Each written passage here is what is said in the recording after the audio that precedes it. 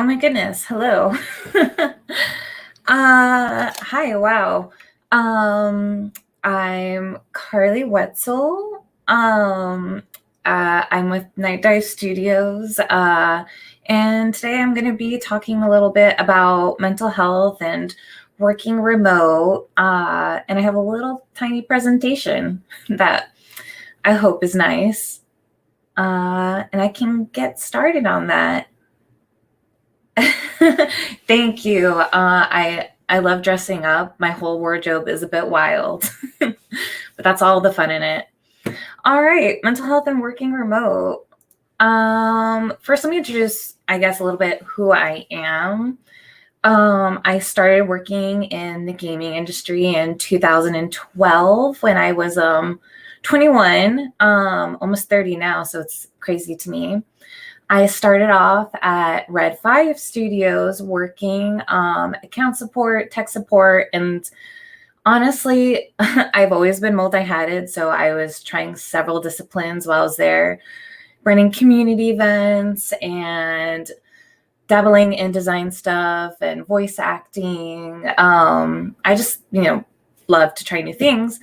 And that, after that ended, it kind of led me to my current job at Night Dive, which is even more multi-hatted than my last. Night Dive is pretty much the most amazing studio I could ever ask for. And I've been working remote for almost 5 years, which I know a lot of people during this current climate have started working remote just now and have started navigating the waters of being remote. But it's great. We've managed to launch so many titles even in my time, like Turok Dinosaur Hunter, Turok 2, Forsaken, Doom 64, Strife. We're currently working on the complete remake of System Shock. It's pretty awesome. As you can see, these are kind of like our latest projects and titles. We have much more coming out. And I think one of the most interesting things about Night Dive and a big relation to this topic and working remote is, how separated everyone is, like incredibly separated, but we make it work. We have, people all over the United States, England. Our greatest distance is actually from one of our programmers in New Zealand all the way up to our head QA in Sweden. So you can imagine our time zones are a bit wild, but we make it work. Yeah, it's pretty cool. So when you're this remote and you're learning how to be remote, and you're all over different time zones, I think it's important to communicate with your team more so than when you were in an office. Like no matter what platform your company is using, how you're managing to chat. I mean, I know there's so many different ways. Just reach out to people.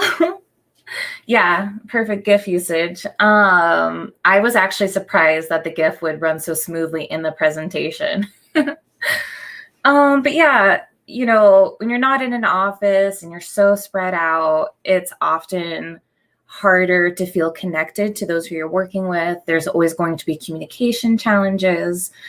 And, no matter what, like, is happening in your daily life, in your own personal daily life, there's always added stress, anxiety, that's even separate from work. And you never know what's going on in other people's lives, especially during this time. So I think it's just very important to reach out and talk to people when you can. And also don't be offended if people don't get back to you right away. Got to think about time zones and what people are working on. But I think it's always really, really nice. Even like myself, like I try to make sure I'm checking on it, everyone, but I feel actually very touched when people reach out to me. I guess I never expect it. And then I just remember how great everyone is on my team. And, it'd be really great to keep spreading that from studio to studio, just really caring for those who you work with. But just because you're reaching out to everyone else doesn't mean you shouldn't take care of yourself. I know taking care of yourself is actually harder than taking care of others most of the time. I feel best myself when I am making sure other people are feeling good. But some ways that you can, especially while working remote, make yourself feel as if you're not kind of diving into madness essentially alone at your computer, is, I know it's like super tempting to be in pajamas and lounge clothes, and I do it too. I even bought a separate lounge clothes wardrobe at the start of quarantine so I could be comfy. But sometimes I think it's good to dress for work or dress in the clothes that you like, even if nobody will see you. It kind of gets you in that mindset that, it's not, Saturday morning, let's watch some cartoons, even though you might want to. Dressing up can like really make you feel like you're going to work. I'm seeing a question, so I'm going to look down on it. How do you think things will be different once COVID vaccines are widely distributed? It's wild. I don't know if people are going to all want to go back to working in an office, or if people stay remote. I hope and encourage, companies to stay remote. I have anecdotes about that and why I think working remote is wonderful. It's my favorite thing. But I know some people will be going back into offices and some will not. I think it's still very important to, realize that beyond COVID, there are people's physical limitations that working remote really helps, myself included. And lots of other people on my team too. I personally have a chronic illness, chronic bronchitis, and I would often be sick out of the office. So working remote is such the best thing ever for me, because when there's less sick people around you, you don't get sick. Anyways, we're all going to be navigating these waters together. I have no idea what it's going to be like with COVID vaccine and if people will stay remote. Yeah. Oh, yeah. Sorry. I got ahead of myself because I saw the question, but continue on. Another act of self-care is taking frequent breaks, drinking water, stretch your body, have a snack. I recently bought a water cooler for my house because I drink a lot of water and it reminds you to stay hydrated. I've also recently done this myself. I've separated my office from my bedroom. I know not everyone has that ability, but if you can, it can really change your mindset from, working from home to giving the illusion of working in an office and making you more productive. And on top of that, making your office a comfortable environment is very important. I've personally decorated and set up all my game consoles. I just keep things around me that make me happy. I have my cats. I even set up little hammocks for them. Just making it so you feel comfortable is really nice. I even set up a sofa recently so that when I'm doing QA on console, I can be comfortable. It's just really nice. And the two last things that I think are forms of self-care that I'll delve a little bit more deep into is the ability to create a schedule and really know how your day is going to go, your week's going to go, your month's going to go, setting up little reminders. It really keeps you in a good headspace, I think. Oftentimes, people just forget. It's normal. You forget what you might want to be working on, what meetings you have coming up, things you need to get done for others. If people have dependencies, note those down and you'll feel less stressed. And then finally, I think it's important to when you're taking breaks to explore new games because, we're in the industry, you want to see what's out there. or even other medias, shows, movies, books, comics, really anything, I think is a great inspiration. It's a great way to take a break, kind of change things up. I guess I've always just found that important. I often, when I'm feeling a little overwhelmed, I'll turn my chair around. I have my switch all set up personally. I just make myself comfortable. And then, it's a break. I'm getting inspired. I'm maybe looking things for our own personal games in a different perspective. It's just important.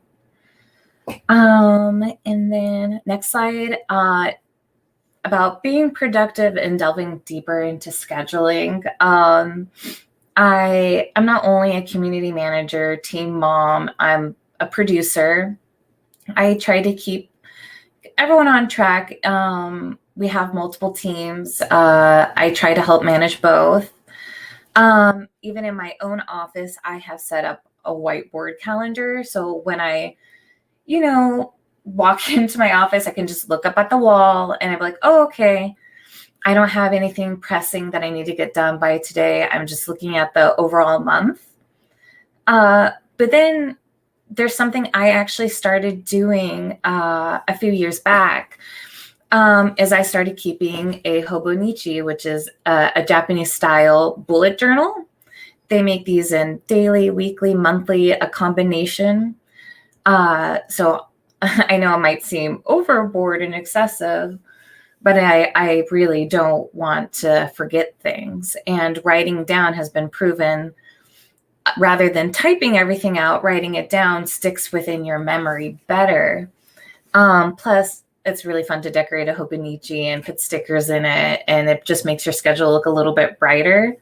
I actually don't know if I have one in this desk. I move it around with me. Oh yeah, I don't have it on my desk. That's okay. I move it around with me and I journal inside it, write about what tasks I've already done, who I need to talk to, projects that I would like to address, random things like that. It's not necessary to write it down. I just really think it helps with your memory. It helps make you motivated and focused. Just overall, I think it's a nice thing.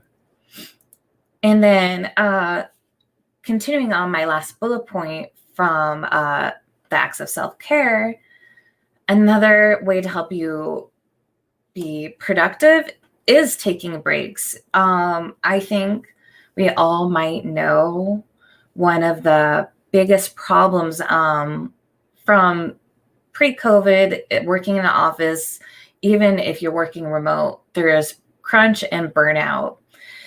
And I really don't like when people burn themselves out. It might feel necessary to work long hours, deprive yourself because you want to hit a deadline. I just don't find that healthy, and I'm sure none of you find it healthy. I think it's important to take frequent breaks, stretch your body, play games with your coworkers. Actually, playing games with your coworkers is very nice because then you're checking off the boxes of checking in, spending time, and also just getting away from it all. But yeah, like I said, it's good to be productive. It's good to, think about burnout of yourself and the people you work with. I do find other things, I guess, too, that maybe, I guess, finding inspiration and taking breaks. You don't always have to be looking for the next thing to, I guess, excite you, inspire you.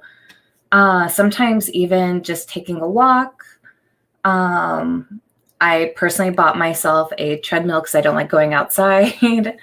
And recently I also got a Ring Fit. You just get yourself moving. You don't have to focus on work. You just separate it all. I just think it's pretty nice. Yeah, I will also keep looking to see if there's any questions.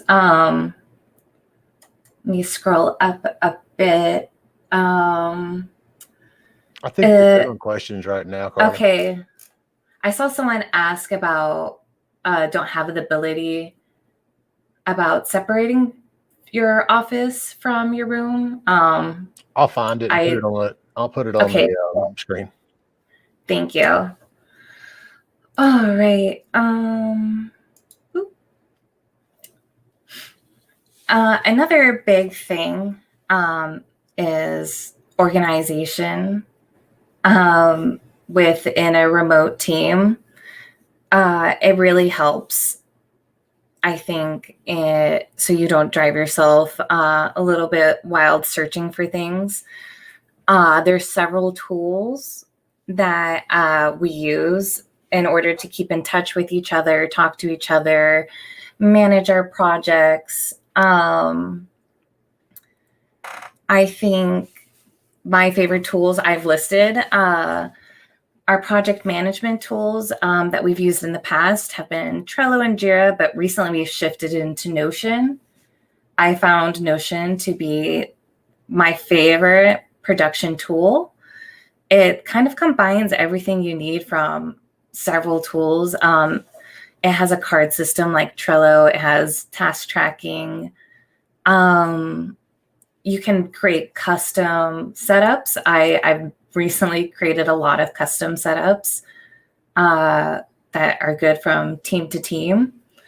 And then communication tools, because like I said, communication is probably the most important thing. People use Slack, Google Hangouts, Discord. Personally, we're always on Discord talking to each other. I don't think there's a time where we're not talking to each other. And we use Discord to talk to our community. And through Discord, we found, we can share our screens. We can have video calls, voice calls. We can all hop in and work together while sharing our screen from time to time. It's a quick way to, if you're feeling lost and maybe you're having a hard time getting motivated working, hopping into a Discord chat, sharing your screen, getting live feedback, just goofing around. Oftentimes my art lead will just be working in Discord. I'll see that she's sharing her screen. A few of us might hop in and we just chit chat, have a good time, work together. It almost feels like you're in an office. Then sometimes, it's real fun. We'll be working and then she wants to take a break and then she'll share herself maybe playing Factorio and what she's doing there. And we'll then maybe go to play some games together before we start working again. Or maybe someone will see that you're already sitting there hanging out, working, and they'll feel more comfortable to come to you and have a quick chit chat about maybe something they're stuck on, they need help with. And I think it's a good opportunity to bond as well.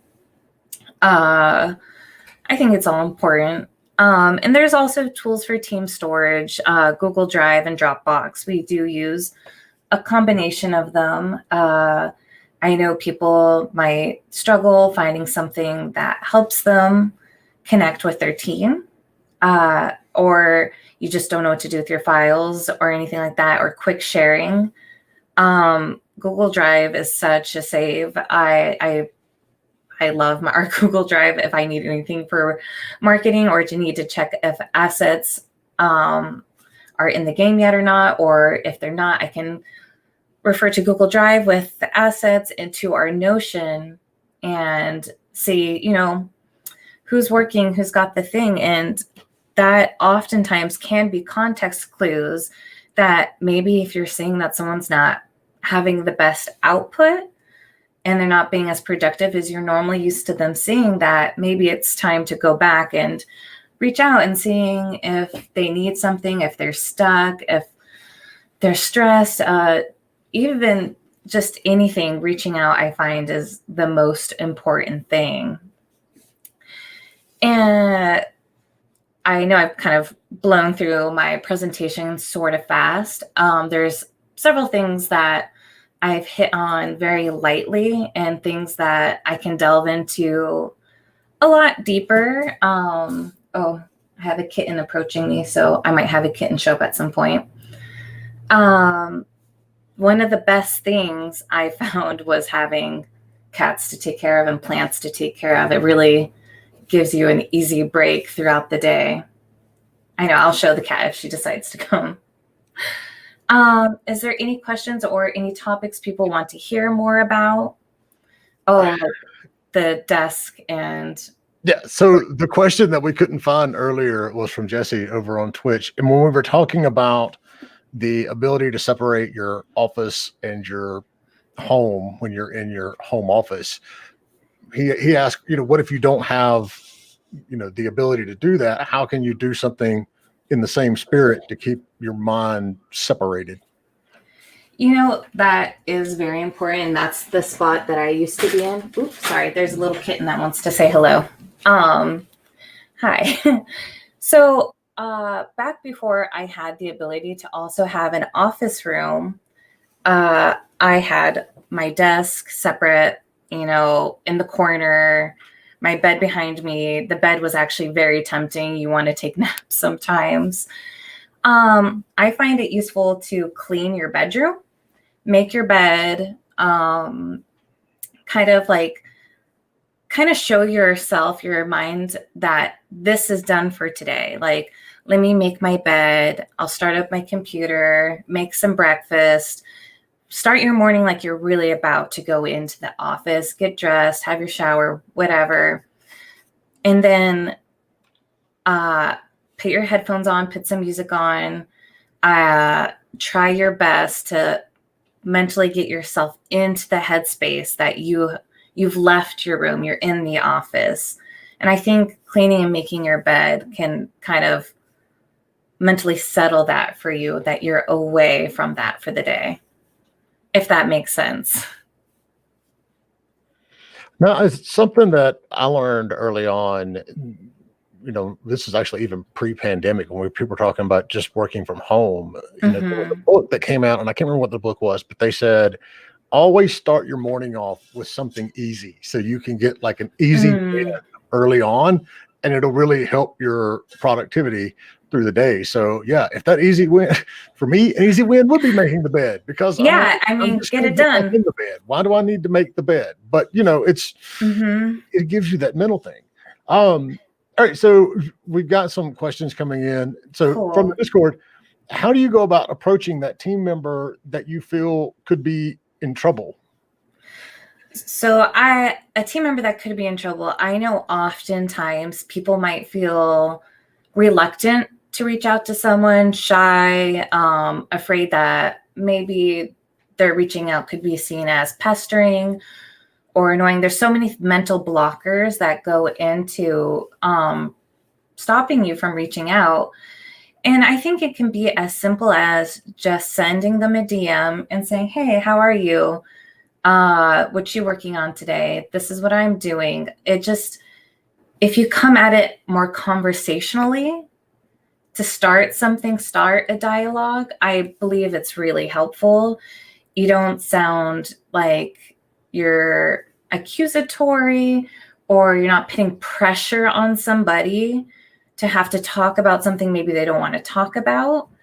And the natural flow of conversation will let you know with context clues that if you pay attention, you can know, all right, it's appropriate to ask, how they're doing, or, it just simple times like just chit-chatting is enough for somebody just to, make them feel refreshed. And that's just what I believe. Sorry, there's the cat's back. Go behind there. As a follow-on, Salem Bros from Twitch says, how can you motivate your team to say what they're thinking? I think motivating your team to say what they're thinking is not something that's going to happen immediately. You have to create an environment in which they feel comfortable speaking to you like that. You have to establish that it's okay to chit chat. It's okay to talk. It's all about the environment that you create. And if you normalize it, by reaching out to them frequently, they'll feel more comfortable reaching out to you. And I know it can be issues at times to feel that comfortable. So I think that's a big part of why, we're all in the gaming industry, that we have, days that we can just game together and kind of bond over something. And if you establish maybe even a weekly or a monthly gaming session where everyone just gets together in little groups or together and play something, or even you can just watch something, to be honest, if people don't feel like gaming, you establish a type of bond in which people feel like they know you beyond work, or just creating an environment where it's keeping an open dialogue and letting people know that it's always okay to talk. And it might, seem obvious to some people, but I know for others, it is a struggle. But no, I mean, that's the whole point of this show and our podcast and the Discord and all that we do, is because, people that have been doing this for 5-10 years, like you and I, we assume people know things, and we assume that it's a very common, very entry level question, but it's not. I mean, and that's something I always want to break it down just as much as we possibly can. So another one from the Discord, how can we tell if one of our team members is overworking themselves? Because it's not like, everybody knows if you're in crunch and it's like you go home and Larry's in the office and you come back in and Larry's in the office and he still has on the same clothes, Larry's probably been crunching. And so when you don't have that ability to actually see when people are physically in the office, what are the warning signs? How can you tell somebody's, driving themselves nuts? An easy way to tell a programmer is driving themselves nuts is that we actually have a bot in our Discord server showing me every time someone commits something new to the repro. And when you see someone committing things throughout the whole day, up into the wee hours of the night, early morning, and then, oh my goodness, did they not go to sleep? I could see that log of how hard they're working. And I mean, that's so specific to our programmers, but that's a big part of what our team is as programmers. So I can see the physical evidence that they've been checking things in, or even nonstop talking in the Discord. You start to pick that up over time. You learn your teammates, you have tools in front of you showing you that people have been doing this. I think that's the most obvious way. And then, in our weekly meetings, we always have one established weekly meeting. And then, because we don't want to meet too much, we hate having too many meetings. We can chit chat all we want. But when you only have one weekly meeting, you can really hear it in their voice is when they're talking. I guess it's another thing that you have to learn is you have to learn context clues and being empathetic to those who you're working with. Oh my goodness, sorry. And I do think that if you pay attention and if you're looking at repros, you'll really notice it. And I guess that's just the remote version of it. That, and if you're constantly keeping tabs with people, chatting at least once a day, I think you'll notice. So sorry, she gets obsessed with me. That's all good. Mine was going in and out of my office this morning because she kept forgetting that it was like 3 degrees out there. Oh my goodness. So Conqueso from Twitch says, are there any tips for sharing a workspace with another person? Yes, because I actually do this. I have a desk literally a foot away from me with actually one of our junior producers, junior developers at Night Dive, and we share an office space. We're right next to each other. He's not here right now, but we sit right next to each other. And I think we do a pretty good job of not distracting each other. But I think it's really important to make it so someone's not so in your eye line. I like to put my headset on. I have 2 monitors surrounding me. I like to really establish that this is my workspace, that is your workspace. But it's actually kind of nice to be able to talk to someone that's next to you and bounce off like tasks with them and check in. But I very much like to separate my workspace. And I know some people that have been couples that they also share a workspace and they'll have a divider between them, like just like a small screen, or even having their desks on opposite ends. So you're not visually distracting somebody. But I think headphones and listening to music and creating your own environment really helps. But I know that it's not going to work for everyone. That's what I do. I'm trying to think of other people's. I don't know if there's anyone else on our team that shares a workspace besides, I guess, Steven and his wife, and they do something similar. They keep their desks on separate sides just to keep each other out of eye shot. We do something similar here. My wife and I keep it on opposite ends of the house, to yeah. So if you're out there, no matter where you're listening, Twitch, YouTube, LinkedIn, Facebook, Twitter, whatever, if you've got a question, pop it into chat wherever you are. Our fancy high-end, system over here on this side throws it all into one wonderful chat for us to watch. And so we don't have to chase you down and we'll get your questions answered. So Neil from Twitch, good to see you, man. Context is everything. Thanks for tackling the important subject of mental health. What outside of work activities have worked for you when teams are remotely working so much? Outside of work activities, I know everyone's different. Me personally, I have a garden that I started maintaining about 3 years ago, I think. I started a garden. It gets me out in front of a computer because staring at a screen is just, obviously we all know it's not good for you. So it gets me outside, some fresh air. An actual physical engaging activity is very useful to separate your mind. Learning to cook, make your own meals throughout the day, way better than constantly ordering out for food. And it gives you another engaging physical activity. It's healthier. What's something else? I told you guys I have a treadmill. I know not everyone can have a treadmill, but if you have some ability to take a walk around the block or ride a bike, roller skating is really big again. I think anything that's physical and gets you out of your office, and if it can involve any kind of engaging physical activity rather than just staring at another screen, I think is important. Really important, actually. I didn't realize how much screen time was hurting me until I actually took some time away. I'm trying to think of what other people do. I know Larry, as you know him, our head of business development, he reads so much. He listens to music and he reads. He loves reading. And I think though it's not like an activity to get you away from staring at something, it's still quite different and to break from being in front of a screen. Yeah, you started a garden and you're cooking, and I basically started another business. So I think you're winning.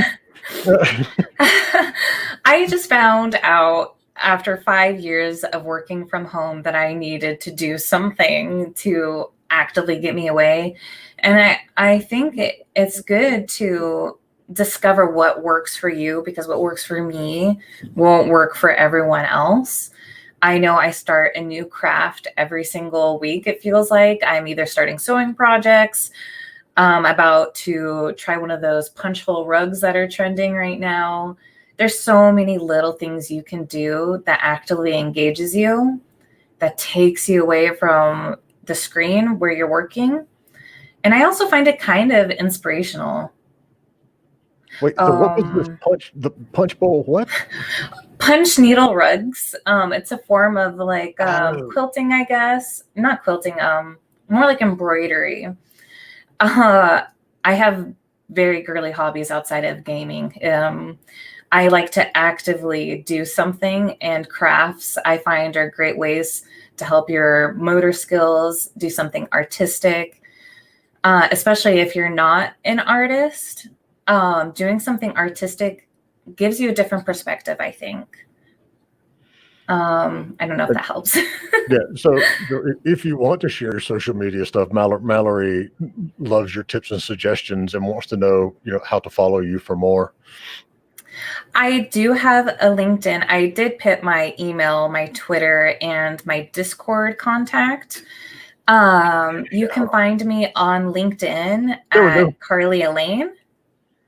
I go by my first name and middle name on LinkedIn. It's Carly Elaine. You'll recognize I use the same photo for the website as I have on my LinkedIn now. And then I have an Instagram by the same handle as my Twitter. I have endless social medias. But the best ways to see what I'm doing, I think, is pretty much Twitter, LinkedIn, and Discord.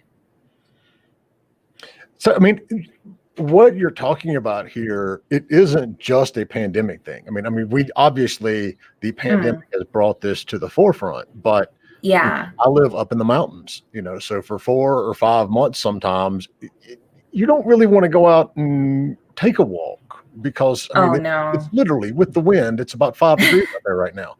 And you see the same. I have friends in Seattle, places that have that kind of overcast weather. I mean, London comes to mind too, but these seasonal emotion disorders are a real thing. You get depressed, and so this isn't just something that you need to take into account just because we're in a pandemic, but this is stuff that helps, all year long. I mean, I've been running a home office and remote company for 13 years now, and so you can't. I mean, you absolutely cannot sit down and stay in the same thing. Even in now I'm fortunate.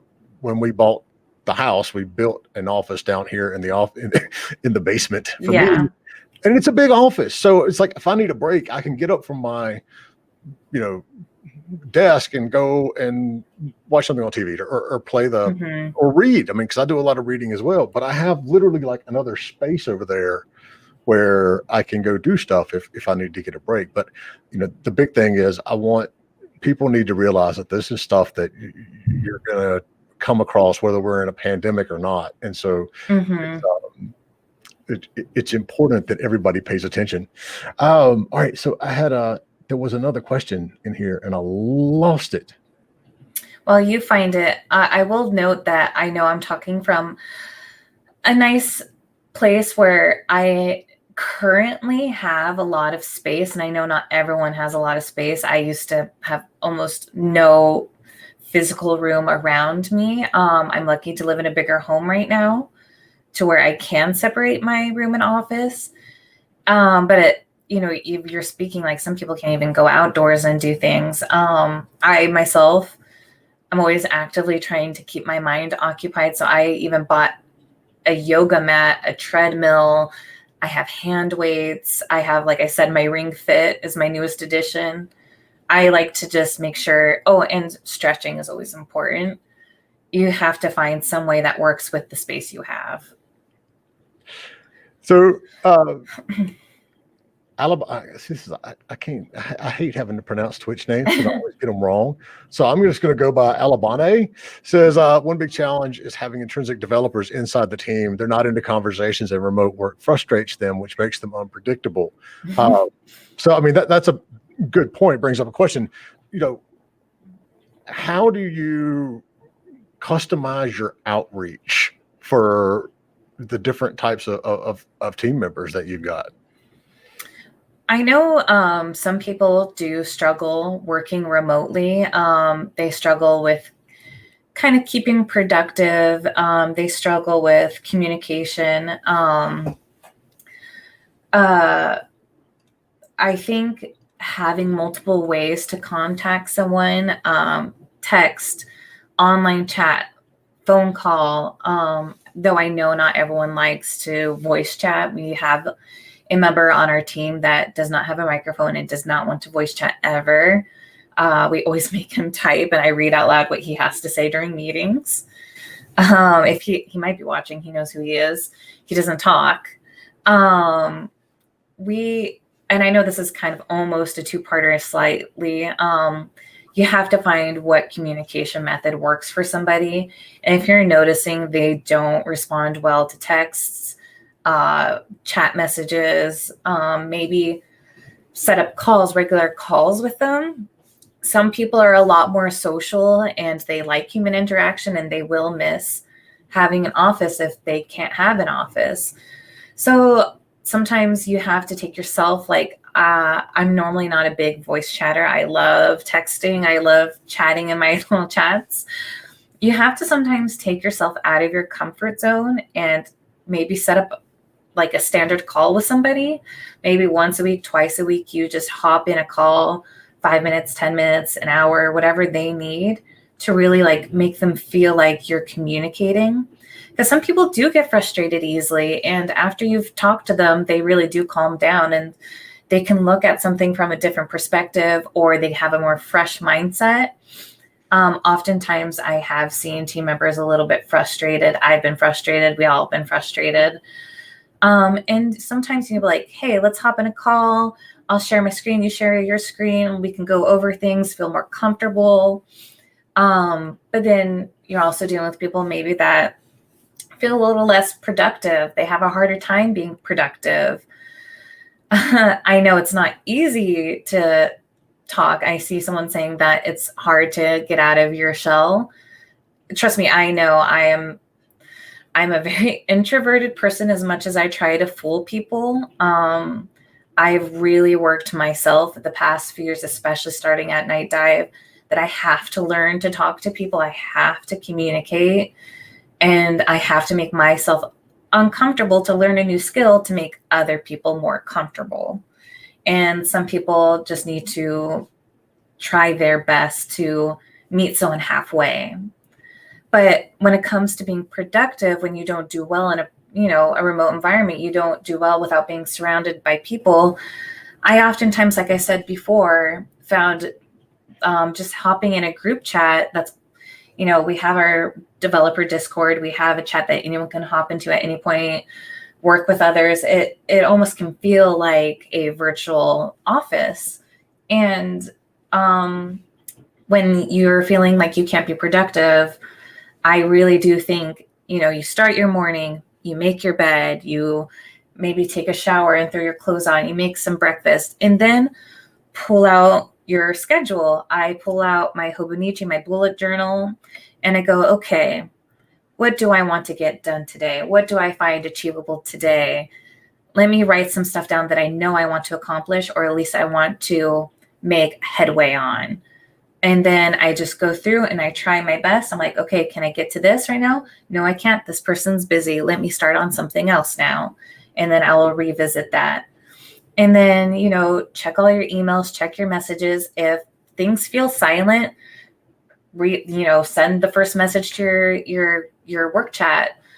Start messaging people that you might want to work with later. There's just so many things, and it is a developed skill. It's not something that's going to happen overnight for you. Most people, you have to learn habits. If you can keep just forcing yourself to do the same morning routine every day, expand on it, and it'll come second nature eventually. It's hard, but you can do it. So this brings up a good point that's going to be one of the benefits for all of our ticket holders, this week. So Guy runs a Discord server, similar to ours, called Games Industry Gathering. And so everybody's got a ticket. It's going to get an invite to this Friday's, GIG. And I had seen these, and I'll admit, despite the fact that we've been running, sessions, conferences like this, I hadn't really intrinsically seen the value of, okay, let's go get together with random people on a group chat. It's one of the most frequently requested, parts of these events that I see. But I was like, I just don't see the point. Then last Friday, while, my brain was pretty much a mush from getting this conference ready, I hopped on, and it was absolutely wonderful. It was just, you have your access to the Zoom page. You get in, and every 20 minutes you're kicked off into a group randomly with 5 or 6 other people. and you just introduce yourself and talk. And it was, there were people in there that I knew. Obviously, there was a lot of people in there I didn't know. It was absolutely what I needed, Friday afternoon. Hmm. And they run it for 12 hours because, there's Oh, people wow. all over the world. So if you got a ticket to our event, you're going to get an invite to that thing on Friday, and it's just exactly what Carly's talking about. It's, if you're comfortable, you don't necessarily have to be on video, or it's a wonderful way to meet people and try to get some of that socialization that we don't have because we're not in an office right now. And so, yeah, sorry, I got, squirrel. I didn't even know that there was a group like that. And I think that's actually really nice. Back in the day, we used to go to game dev meets at bars and do charity events where we would battle amiibos and Smash and bet on them or raise money for charity. So to have an online version of that where people can just meet new people, I think is so nice. And I mean, putting yourself out there is hard. I have struggled with it myself. But I have also really, even in the past week, joined several Discords so that I can find people who maybe want to play Animal Crossing with me and just run around and chit chat at night and, talk about games, talk about art, just do something. And it's hard. Of course, it's hard to put yourself out of your comfort zone, but sometimes you really need to do it. It's good for your health, I think. So, question for Mr. Cookie. Would a good way to not burn out is to always, in a way, have a smaller and less heavier task doing a project. That way you can get a good feeling of having tasks accomplished while you're taking a break from that big one that's holding you back. And that's what you were talking about. If you've got a variety of stuff on your plate, I think Indy and I are both trying to make this thing go away at the same time. There we go. Oops. That you have that advantage. And it's like, I know for me personally, some of the, I'm almost the opposite. The easy things for me to get done in a day are sometimes some of the last ones, because I keep looking at, the bigger project or whatever that bigger task is for the day, going, all right, I got to get this done first. And then it's the things that are going to take me like 5 minutes that end up, falling by the wayside sometimes. So it's definitely advisable to mix it up a good bit. Yep, for sure. So we've only got a few minutes left before our next session. So if you've got questions, comments on, maintaining mental health and how you check in on all of your teammates remotely, ask it up and we'll go from there. So, but my Michael, I'll be right back.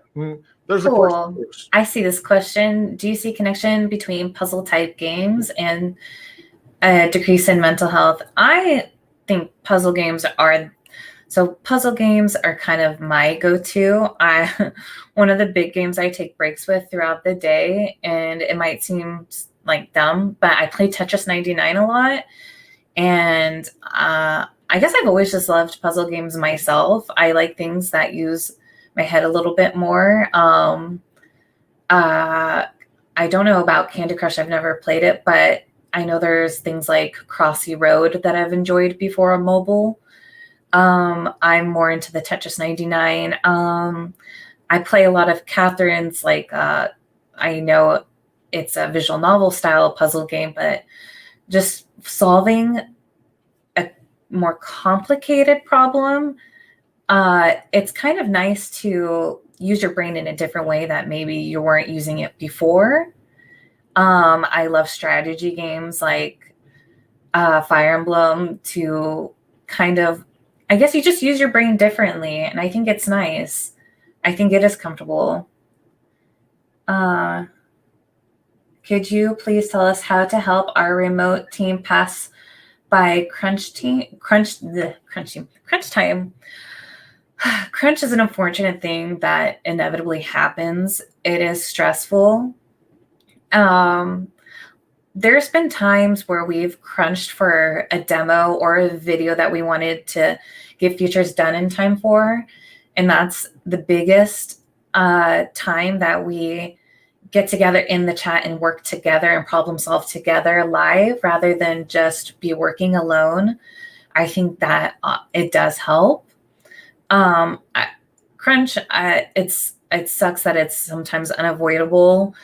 You still want to be able to make sure you have water and snacks at your side, create a comfortable environment because you know you're going to be sitting down for a while, but get up, stretch, hop in a chat, work with people live. I think it oftentimes will just keep you sane. That's the best advice I have for that, to be honest, because it is a tough problem. I just think create a comfortable environment, make sure you have water and snacks nearby, maybe hop in a chat with people you need to directly communicate with. Maybe even have a checklist that you can physically cross something off on. So you could be like, all right, I got that done. Nothing's blocking me now. I think it's important and it will feel good.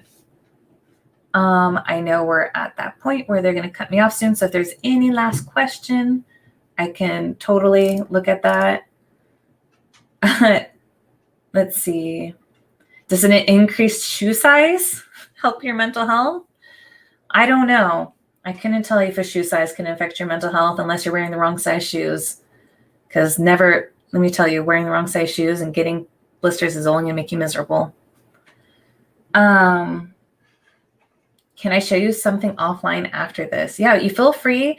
Anyone who wants to reach out to me, email, Twitter, Discord, those are the fastest ways. I will respond on LinkedIn, but I don't check it as often.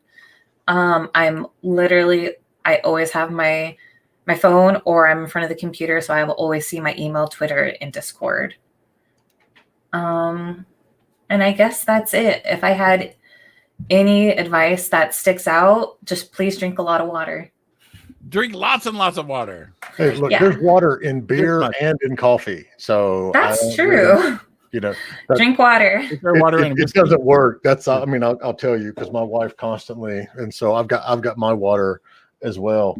Carly, this was awesome. It's always good to get external feedback on a lot of this stuff because we try to touch on the subjects that not everybody touches on. And yeah, there's a lot of people talking about mental health right now, but having some practical and real world advice for going and dealing with it, and especially keeping your team, okay during the whole process. We really appreciate it. Oh, I'm glad I could be here. When you asked me, I was like, can I help people? Are my tips useful? I'm not sure. Let's see. And I think you just find what works for you. I mean, that's what we don't realize that the stuff that we know, not everybody knows. And it's one of those things that, whether you've been in the industry for 3 years or 5 or 10 or 20, there's something that you have that you can share. And that's always what we want to do. And so, yes, you are. And I reached out because you put out a very, thoughtful blog post, I believe, wasn't it? It was. It was with Bella at The Gamer. We were talking about all sorts of topics, but mental health came up, and we had a big chat on mental health because, believe it or not, we can't push it back forever, and it's very important, and it affects all corners of your life, especially work.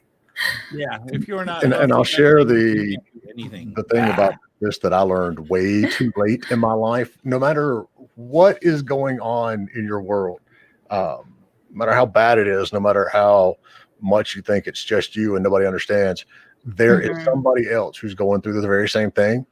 Unless you were on a space station and got hit by gamma rays and you now look like an orange rock, we all go through this stuff, and so the more that you can do to recognize that and then talk to somebody that's the best all of us can do. So thank you. All right, I've got to run. Thank you. Let Indy play you out. Say goodbye. And then Indy, your next one going. I don't even know who's left. Oh, well, let me look here. We got Sam Barham, Turning Luck Your Way. That's the thing. We have Sam Barham, Turning Luck Your Way, and then right after that, Everyone wants to hear this. Your pitch is fine. Your delivery is not. And that's with Jason Wishnov. So thank you so much, Kylie. Any last words for anything? I guess, like I said before, just drink water. You forget to drink water sometimes, and that's the most important thing. Drink 3 bubbas a day. That's the 3 bubbas. This one is, how many ounces is this? This one is huge. All right, this one's huge. But yeah, without water, I notice if I don't drink water and I get dehydrated, my brain doesn't work properly. People always forget that they need water. Yeah. And my friends joke around that that's literally my cure for everything is, have you had water today? Mm-hmm. Yeah. My wife does that to me too. It's funny. All right. Thank you so much. We appreciate it. Thank you. Time. And everybody, you know what? You can join the Discord here. I'm going to post that right there. Oh, like discord.gg/indiegamebusiness. Yeah. Join the Discord. Everyone that's in here is speaking on that today. And yeah.